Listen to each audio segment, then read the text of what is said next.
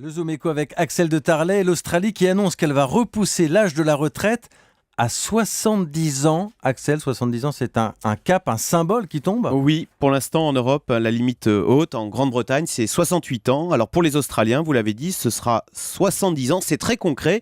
Imaginez, parce que ça a été annoncé ce matin à la radio, tous ceux qui ont moins de 50 ans viennent d'apprendre donc par la radio qu'ils ne partiront pas à la retraite avant 70 ans, parce que la réforme va concerner tous ceux qui sont nés après 1965, donc tous ceux qui ont 20, 30 ans, 40 ans, enfin moins de 50.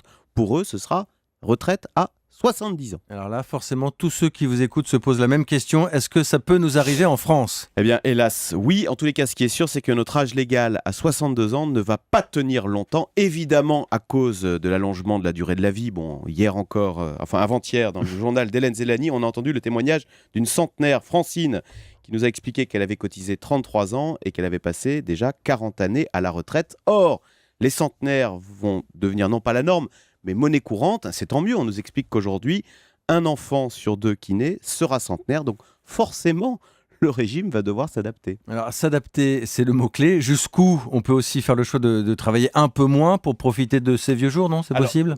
C'est ce qu'on essaye de faire en ce moment, mais malheureusement, ça ne marche pas. Regardez, le régime est déficitaire, 3 milliards de pertes l'an dernier, 4 milliards cette année. Du coup, on est obligé, de s'endetter, et de raboter les retraites. Donc ça fait 2 générations mécontentes. La génération rabotée et la suivante qui devra rembourser les retraites. Donc non, qui devra rembourser les dettes. Donc non, le système va devoir s'adapter. D'ailleurs, les jeunes ne sont pas dupes. Il y avait un sondage Ouest France récemment qui montrait que 48% des moins de 25 ans s'attendaient à partir à la retraite après 70 ans. Donc oui, le système va devoir s'adapter. Sauf Axel que c'est pas prévu. François Hollande estime que la réforme de la retraite est déjà faite et bien faite. Oui, écoutez, on paye là l'ambiguïté de la campagne présidentielle. C'est vrai, François Hollande s'est fait élire en promettant le retour à la retraite à 60 ans pour les carrières longues, le tout financé par des hausses de cotisations. Et c'est ce qu'il a fait, bien fait. Sauf que maintenant, effectivement, c'est très compliqué de revenir vers ce même électorat en expliquant qu'il faut faire le contraire, baisser les cotisations et relever l'âge de la retraite. Et donc la retraite à 70 ans pour l'Australie.